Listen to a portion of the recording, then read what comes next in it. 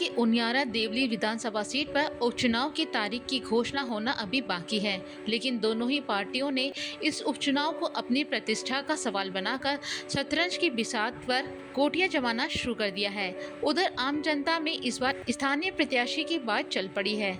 2023 में कांग्रेस के हरीश मीणा यहां से विधायक चुने गए। 2019 के चुनाव में भी उन्होंने चुनाव जीता था। तब उनके सामने भाजपा के राजेंद्र गुर्जर मैदान में थे। इस चुनाव में दोनों ही प्रत्याशी भारी होने के कारण स्थानीय प्रत्याशी का मुद्दा नहीं बन पाया।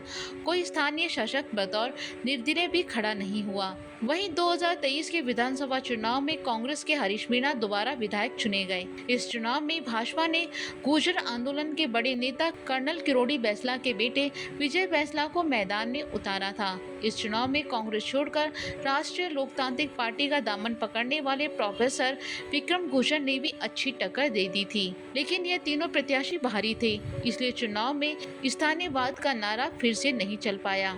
वहीं अब स्थानीय मतदाताओं का मानना है कि बाहर का कोई व्यक्ति हमारा नेता होगा तो हमें कई समस्याएं झेलनी पड़ेंगी। एक तो मिलने मिलान की समस्याएं रहती हैं, दूसरा विधायक से संपर्क साधना भी मुश्किल होता है।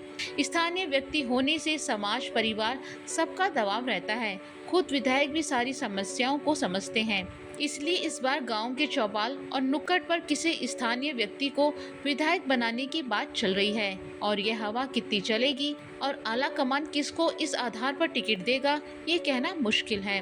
कांग्रेस से इस चुनाव में पूर्व विधायक धीरज गुर्जर, प्रहलाद गुंजल, राम नारायण मीणा और धनराज गुर्जर सशक्त उम्मीदवार हैं। इनमें धनराज गुर्जर को छोड़कर तीनों प्रत्याशी बाहर के हैं। वहीं दूसरी ओर भाजपा की ओर से राजेंद्र गुर्जर, जगमोहन मीणा, विजय बैंसला, पूर्व मंत्री प्रभुलाल सैनी, नरेश बंसल, सीताराम पोसवाल, राजकुमार मीणा को सशक्त प्रत्याशी माना जा रहा है। इनमें से प्रभुलाल सैनी और नरेश बंसल स्थानीय हैं। प्रभुलाल सैनी यहाँ से पूर्व में विधायक रह चुके हैं और वसुंधरा राज्य सरकार में मंत्री भी रहे हैं।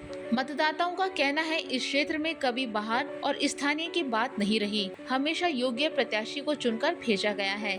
लेकिन जनप्रतिनिधियों द्वारा किए गए भ्रष्टाचार और गुटबाजी को देखते हुए इस पर विधायक स्थानीय व्यक्ति को बनाने का फैसला लिया गया है। कहा जा रहा है अगर दोनों राजनीतिक दलों ने बाहरी व्यक्ति को टिकट दे दिया तो स्थानीय समाज इकट्ठा होकर किसी को मैदान में उतार सकता है।